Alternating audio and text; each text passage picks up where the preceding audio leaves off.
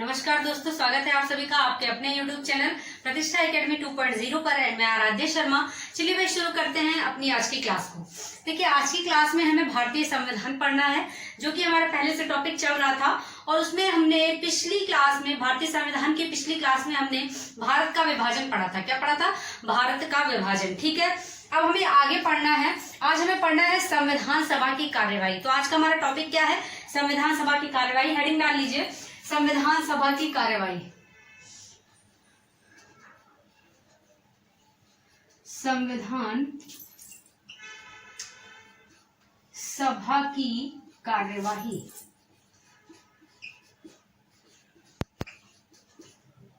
ठीक है, चलिए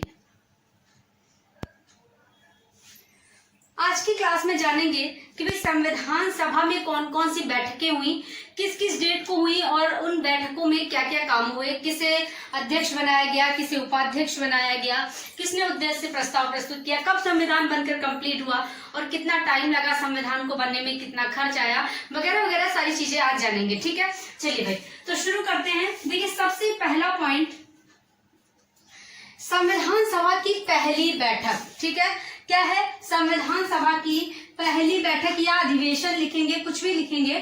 ठीक है, तो लिखिएगा प्रथम बैठक।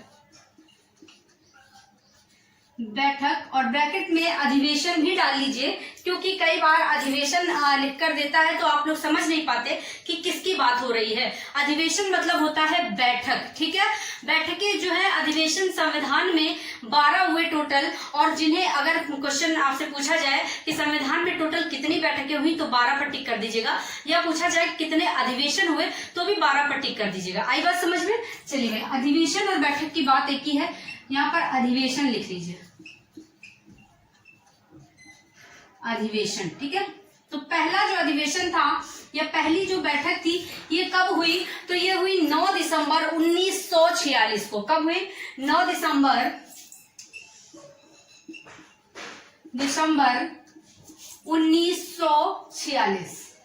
1946 को। ठीक है, इसके बाद ये बैठक हुई कहाँ? पहले जानिए कि ये बैठक हुई कहाँ। तो ये बैठक दिल्ली स्थित काउंसिल चैम्बर के पुस्तकालय भवन में हुई। ठीक है, समझ लीजिएगा, यह बैठक जो है दिल्ली स्थित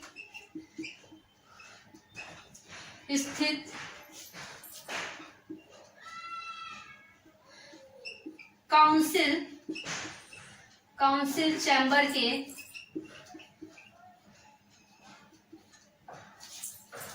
पुस्तकालय भवन।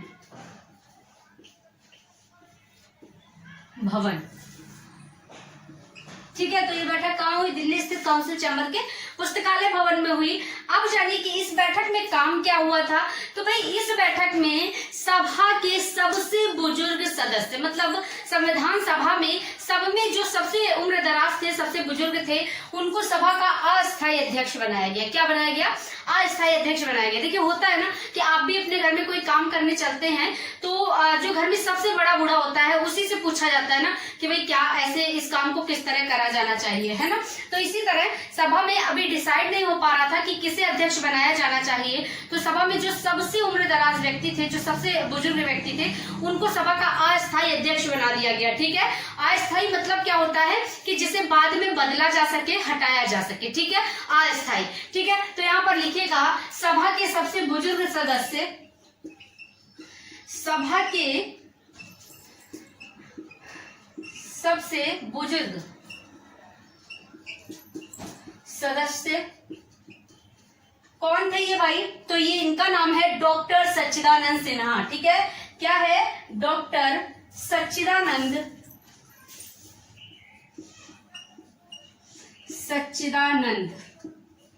सिन्हा। ठीक है, डॉक्टर सच्चिदानंद सिन्हा, इन्हें अस्थायी अध्यक्ष बनाया गया। सिन्हा को अस्थायी अध्यक्ष बनाया गया। आई बात समझ में? ठीक है, अस्थायी अध्यक्ष बनाया गया, टेम्परेरी अभी काम चलाने के लिए, फिर बाद में जब प्रॉपर अध्यक्ष चुन लिए जाएंगे तो फिर ये हट जाएंगे। ठीक है, अभी ये नहीं था कि इनको तुरंत ही हटाया जाएगा, पर हुआ क्या कि इनकी तबीयत बिगड़ गई और अगले ही एक दिन छोड़ करके अगले ही दिन फिर से बैठक हुई 11 दिसंबर 1946 को। ठीक है, उस दिन वहां पर इनको बदल करके डॉक्टर राजेंद्र प्रसाद को स्थायी अध्यक्ष बना दिया गया। ठीक है, तो पहली बैठक अगर आपसे पूछता है कब हुई, 9 दिसंबर 1946 को, कहां पर हुई? दिल्ली स्थित काउंसिल चैम्बर के पुस्तकालय भवन में। ठीक है, क्या काम हुआ? सभा के सबसे बुजुर्ग सदस्य डॉक्टर सच्चिदानंद सिन्हा को सभा का अस्थायी अध्यक्ष बनाया गया। ठीक है, चलिए दूसरी बैठक लिख लीजिए। देखिए, अगर आपसे पूछा जाए कि संविधान सभा के अस्थायी अध्यक्ष कौन थे, तो आप बताएंगे डॉक्टर सच्चिदानंद सिन्हा। ठीक है, अगर पूछा जाए सभा के स्थायी अध्यक्ष कौन थे, तो बताएंगे डॉक्टर राजेंद्र प्रसाद। बट अगर आपको स्थायी और अस्थायी कुछ भी नहीं लगाता है, केवल कहता संविधान सभा के अध्यक्ष कौन थे, तो भी डॉक्टर राजेंद्र प्रसाद लगाएंगे। ठीक है, क्योंकि यहाँ पर अस्थायी या स्थायी कुछ भी नहीं लगा रहा है। जब अस्थायी स्पेशली लगाएगा तब डॉक्टर सच्चिदानंद सिन्हा है। ठीक है, चलिए भाई आगे बात समझ में। चलिए नेक्स्ट देखते हैं दूसरी बैठक। दूसरी बैठक, तो भाई ये जो दूसरी बैठक है, मतलब दूसरा जो अधिवेशन है, ये कब हुआ बेटा? तो दूसरी बैठक अभी मैंने बताया था 11 दिसंबर 1946 को। ठीक है, तो लिखिएगा 11 दिसंबर 1946। ठीक है, 11 दिसंबर 1946 को हुई। इस बैठक में काम क्या हुआ? डॉक्टर राजेंद्र प्रसाद को सभा का स्थायी अध्यक्ष बनाया गया। तो लिखिएगा डॉक्टर राजेंद्र प्रसाद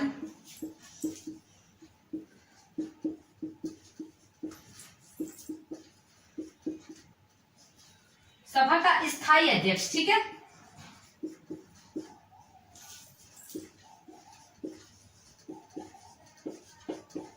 बनाया गया। ठीक है, यहाँ पर डॉक्टर राजेंद्र प्रसाद को सभा का स्थायी अध्यक्ष बना दिया गया। आई बात समझ में? चलिए भाई अब नेक्स्ट देखिए, नेक्स्ट तीसरी बैठक। तीसरी बैठक कब हुई? 13 दिसंबर 1946 को।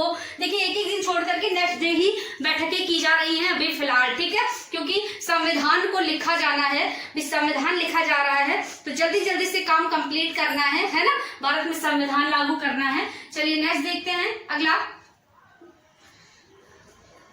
तीसरी बैठक। तीसरी बैठक, चलिए भाई तीसरी बैठक कब हुई? तो अभी बताया है 13 दिसंबर 1946। 13 दिसंबर 1946। ठीक है, वही सन है, वही मंथ है, बस डेट अलग अलग है। ठीक है, 13 दिसंबर 1946। क्या काम हुआ इस बैठक में? इस बैठक में क्या काम हुआ? बहुत महत्वपूर्ण काम हुआ। इस बैठक में पंडित जवाहरलाल नेहरू द्वारा उद्देश्य प्रस्ताव प्रस्तुत किया गया। ठीक है, तो लिख लीजिएगा पंडित जवाहरलाल नेहरू द्वारा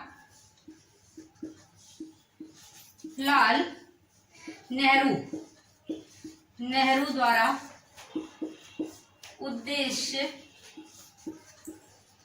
उद्देश्य प्रस्ताव प्रस्तुत किया गया।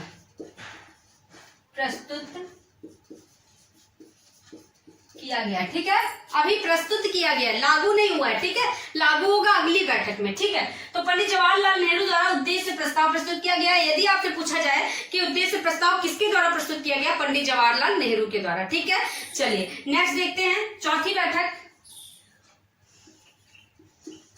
जो इम्पोर्टेंट है आज हम वही पढ़ेंगे। ठीक है, जो इम्पोर्टेंट है बस उतनी बैठकें हम पढ़ेंगे जिनमें जरूरी काम हुए हैं। ठीक है, सारे के सारे नहीं, क्योंकि सारे के सारे आप भी याद नहीं कर पाएंगे, है ना, याद नहीं कर पाएंगे, बहुत कंफ्यूजन क्रिएट हो जाएगा और वो जरूरी नहीं एग्जाम में पूछे भी नहीं जाते। एग्जाम में केवल आपके यही पूछे जाते हैं, पहली, दूसरी, तीसरी, चौथी और 11वीं और 12वीं। ठीक है, ये बैठकें आपसे पूछी जाती हैं। चलिए भाई, टोटल अधिवेशन में से आपसे केवल इतने ही पूछे जाते हैं, 6। ठीक है, चौथी बैठक कब हुई? तो चौथी बैठक देखिए 22 जनवरी 1947 में हुई, 1947 में। देखिए अगला साल आ गया। ठीक है, अगला साल बदल गया, मंथ बदल गया, डेट बदल गई। ठीक है, चलिए भाई, तो यहाँ पर लिखेगा 22 जनवरी 1947। ठीक है, जो चौथी बैठक हुई, देखिए यहाँ पर हुआ क्या था, इसमें इतना टाइम क्यों लग गया, ये तो लाइन से चली आ रही बैठकें, लेकिन इस वाली में इतना टाइम क्यों लग गया, चौथी में इतना गैप क्यों हो गया। देखिए इसलिए हो गया क्योंकि पंडित जवाहरलाल नेहरू ने जो उद्देश्य प्रस्ताव प्रस्तुत किया था ना, उसे यहाँ पर सहमति दी गई थी, सहमति मिली थी चौथी बैठक में, ठीक है। अब वो उद्देश्य प्रस्ताव उस दिन ही जो है लागू हो जाता, उस दिन ही उसे सहमति मिल जाती, अपनाया जाता। लेकिन हुआ क्या कि यहाँ पर अंबेडकर जी ने कहा कि भाई थोड़ा सा रुक जाओ, जो लोग अभी नहीं आए हैं सभा में वो लोग भी शायद उपस्थित हो जाएं, ठीक है। देखिए यहाँ पर पहली बैठक जो मैंने आपको बताई थी ना 9 दिसंबर 1946 को, यहाँ पर टोटल मैंने आपको बताया था संविधान सभा में 389 सदस्य थे, है ना, टोटल 389 सदस्य थे संविधान सभा में। कितने थे?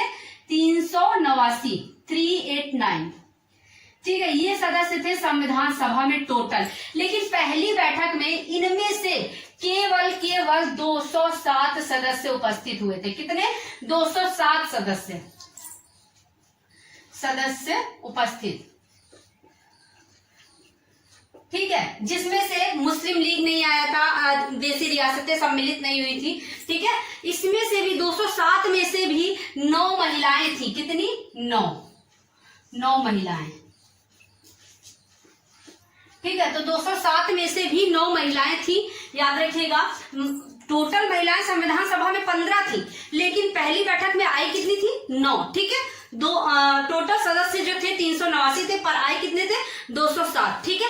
तो इसी वजह से यहाँ पर कहा गया कि भाई उद्देश्य प्रस्ताव प्रस्तुत हुआ है, कोई बात नहीं, थोड़ा वेट कर लेते हैं, शायद बाकी लोग भी आ जाए तो उनकी भी राय पता लग जाएगी, तब इसको लागू करेंगे, ठीक है। तो यहाँ पर उद्देश्य प्रस्ताव प्रस्तुत हुआ था, मतलब इसे पढ़ा गया था, लोगों को उनका उद्देश्य बताया गया था कि भाई संविधान सभा के लोगों को क्या क्या काम करना है, ठीक है। आई बात समझ में? चलिए, इसके बाद 22 जनवरी 1947 को यहाँ पर लिखिएगा उद्देश्य प्रस्ताव पारित हुआ। उद्देश्य प्रस्ताव पारित, पारित या ब्रैकेट में लिख लीजिएगा सहमति मिली, ठीक है।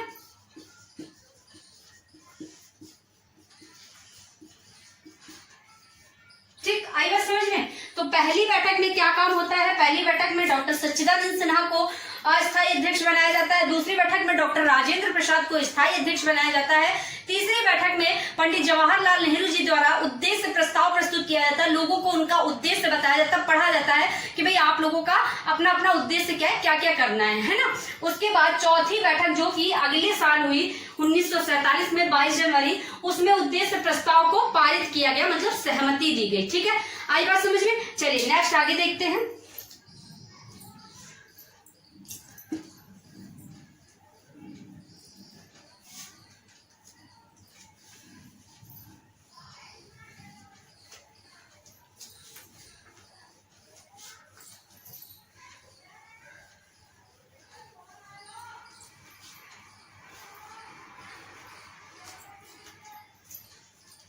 चलिए भाई, ठीक है। इसके बाद देखिए, इसके बाद 11वां अधिवेशन होता है कब? 26 नवंबर 1949 को, ठीक है। 26 नवंबर 1949 को 11वां अधिवेशन होगा। इस दिन संविधान लिखकर तैयार हो गया था, ठीक है। तो यहाँ पर लिखिएगा, हेडिंग डालिएगा,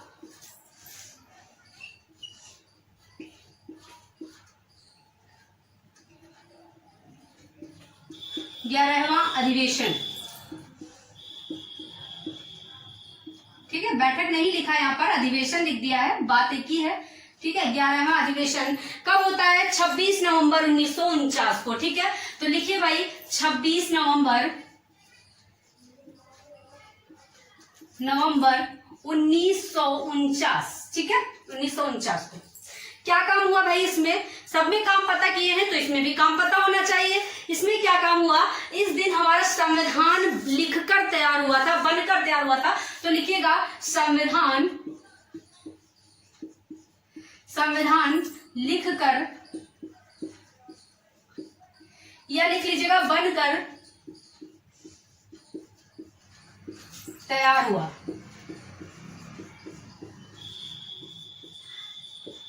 ठीक है, बनकर तैयार हुआ। 11वां अधिवेशन हुआ, ठीक है। 11वें अधिवेशन में संविधान बनकर तैयार हुआ। देखिए इस दिन 26 नवंबर 1949 को, 26 नवंबर को क्या काम हुआ, संविधान बनकर तैयार हुआ। इसी वजह से इस दिन को राष्ट्रीय विधि दिवस के रूप में मनाया जाता है। याद रखिएगा, ये दिवसों से आपका क्वेश्चन अब पूछा जाता है, ठीक है, कई बार पेपर में पूछा गया है। तो देखिएगा इसी वजह से, यहाँ पर ही लिख लीजिए, इसी वजह से इस दिन को राष्ट्रीय विधि दिवस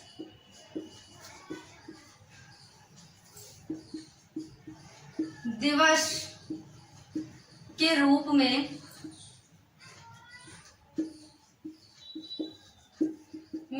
मनाया जाता है, ठीक है। इसी वजह से, क्योंकि इस दिन संविधान बनकर तैयार हुआ था, है ना, इस वजह से इस दिन को राष्ट्रीय विधि दिवस, या यहाँ पर लिख लीजिएगा संविधान दिवस, संविधान दिवस, ठीक है, संविधान दिवस। संविधान दिवस भी कहीं कहीं पूछा जाता है कि संविधान दिवस कब मनाया जाता है, तो संविधान दिवस भी जो है ये 26 नवंबर को मनाया जाता है, ठीक है। चलिए भाई, तो आज का टॉपिक यहीं पर कंप्लीट होता है।